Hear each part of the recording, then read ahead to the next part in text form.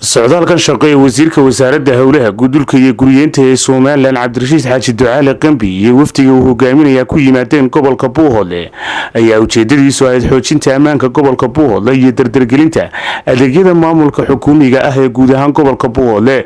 safarka shaqo ee wasiirka wasaaradda howlaha guud ee Soomaaliland ku yimid gobolka Buuhoodle waxa uu saameeyay deegaano door ah oo kamid ah gobolka Buuhoodle waxaana lugtii koobaad ee socdaalkiisa shaqo uu ku bilaabay wasiirka wasaaradda howlaha guud ee Soomaaliland iyo xubnaha ku wehelinayay degmada Qorulugud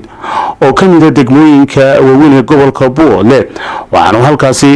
kula yeeshay maamulka heer degmo degmada Qorulugud odayaasha iyo ururada kale ee bulshada degmada Qorulugud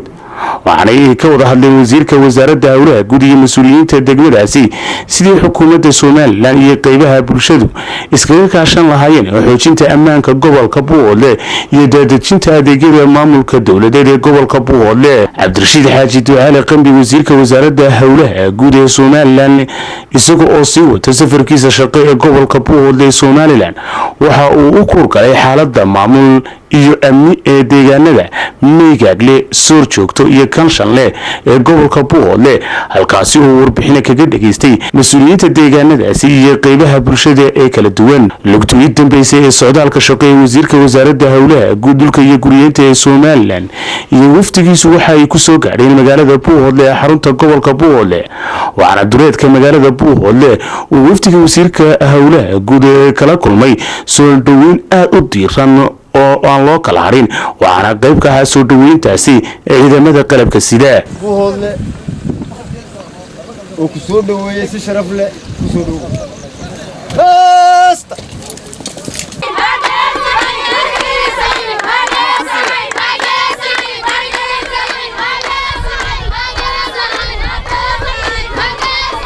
soo dhaweynta kadib maamulka heer degmo iyo midka gobol ee Buuhoodle iyo xubno ku hadlayay afka isimada Buuhoodle ayaa halkaasi kala hadlay bulshada. wasiiru dawlihii hore ee wasaaradda xanaanada xoolaha Soomaaliland Cabdirashiid Riyaraac iyo wasiirka wasaaradda howlaha guudulka iyo guryeynta ee Soomaaliland Cabdirashiid Qambi oo la hadlay reer Buuhoodle ayaa dhankooda iyaguna ku adkeeyay in ay meel uga soo wada jeestaan wixii nabadgelyada gobolka Buuhoodle wuxuu dhimaya isku dirka bulshadana ka shaqeynaya iyagoo hadalana si gaar ah ugu duray maamul goboleedka Itaalka daran ee Puntland Soomaaliya. maanta reer Buuhoodle inta la ay lagu hawlgaliyo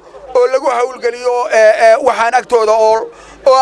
aan u dhaweyn oo nabadgelyadooda lagu jabiyo wax wanaagsan ma aha. reer Buuhoodlana waxay ku ogaan kartaa wixii kalshaale ka dhacay cidii maanta doonaysa ciidamo soo gura soo kacay tolaayay markaaba may jirin maantana waxay u jirtaa ma jirto. reer Buuhoodle waxaan oran lahaa nabadgelyada aad haysataan iyo wanaagga aad haysataan mid aad daris ku haysataan mid aad sokeeyo ku haysataan iyo mid aad shisheeyo ku haysataanba waxa wanaagsan inaad ku faraadaytaan. waxa kale oo sheegaya dawladda Puntland oo xaqiiqa imika waqtigeedii uu sii dhamaanaya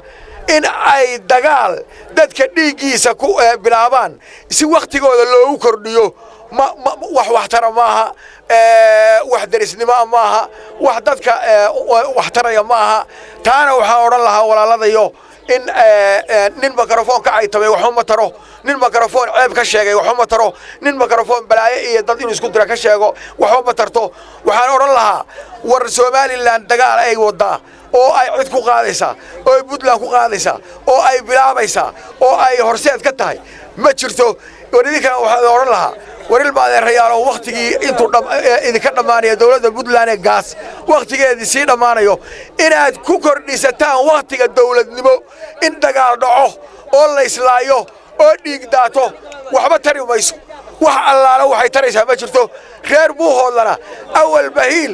iyo ciidamo aad siisaan iyo difaacdaan Buuhoodle kumay deganeen tooda yay ku deganayeen reer Buuhoodle. deegaankeena reer Buuhoodle waxaynu u baahannahay inaynu nabadaynu qaadanay taabagelino inaynu adkaato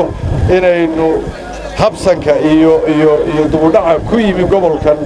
runtii colaadu keenayna Soomaaliland kaga dambeeyo aynu ka saarno waxaanaynu kaga saaraynaa markaynu horumar u jeesano